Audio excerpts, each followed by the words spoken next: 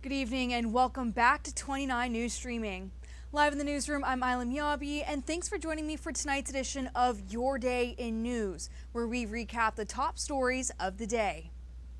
The appointment of UVA's 10th president, Scott Beardsley, is creating a divide among certain groups on grounds. Kate Nectarline shares why some faculty say he shouldn't have had a role in the first place.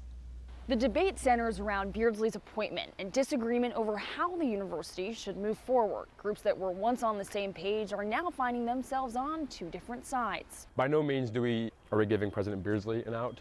We're more so acknowledging that the path forward is most likely to involve him, and how can we make the most of that? Clay Dickerson is president of UVA's Student Council. He says council is moving forward in support of Beardsley and the $500,000 he's committing for student initiatives on ground. At least 1,500 students a semester are supported by this branch. These are first-generation limited-income students. In a statement to the Daily Progress, the American Association of University Professors at UVA accused Beardsley of, quote, bribing student council into supporting him.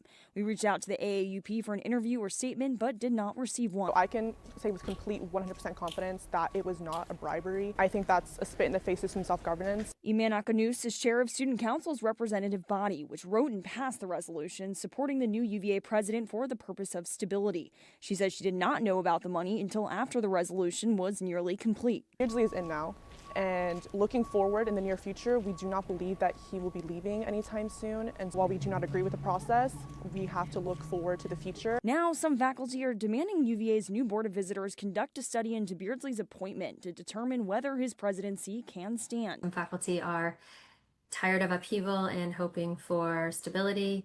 Other faculty strongly believe that because they didn't trust the board, they can't trust the outcome of the process. Kate Nectarline, 29 News. As college sports become more money-driven, a Charlottesville area Democrat is pushing new legislation to help Virginia schools keep up. Avery Davis breaks down the proposed change.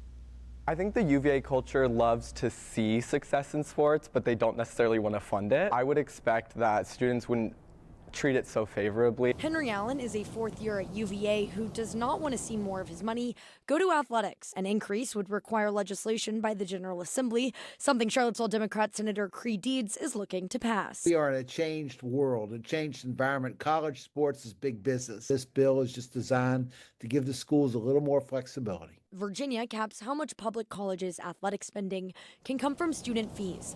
The amount varies by school. Right now, UVA caps their athletic budget from student fees at 20%, so too at Virginia Tech. Neither school uses that much, but Deeds wants to give them permission to go as high as 25%. The reality is that UVA and Virginia Tech are the two schools in Virginia that are most affected by the changing world of NIL. And if we want them to be successful, we have to be prepared for the future. Deeds says the push came at the request of UVA, Tech, and JMU. So you have the assurance of UVA and Virginia Tech that they would be able to take a larger percentage from student fees towards athletics without raising tuition. Well, that's certainly not the goal. The goal is to be as efficient as possible. For some students, though, it's more money out of their pockets, and some who may not be able to afford it. At the end of the day, what you're using your tuition for is that degree. And so I think it's really important that the money that you spend on tuition, especially for our out-of-state friends who are paying like $50,000 a semester, it's really important that that money goes towards achieving that end. Extended freezing weather is posing a bigger issue than just cold temperatures in the area. Gabby Womack shares why the Rivanna Water and Sewer Authority is urging the public to stay off and away from frozen over reservoirs.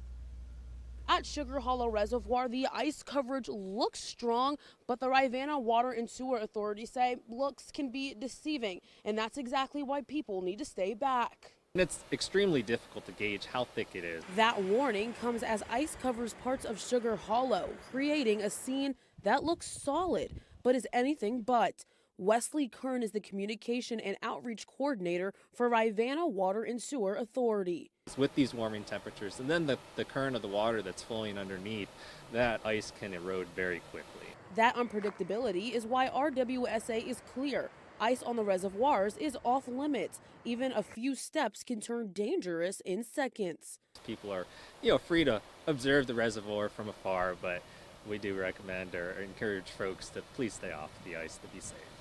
While the ice may look like a winter fixture, Kern says it actually plays a role long after it melts. All of this frozen precipitation as it thaws will be really nice to have it funnel down into our reservoirs and build up those reserves again. Gabby Womack, 29 News. That's all for tonight's edition of Your Day in News. Thanks so much for tuning in. For 29 News, I'm Isla Miyabi.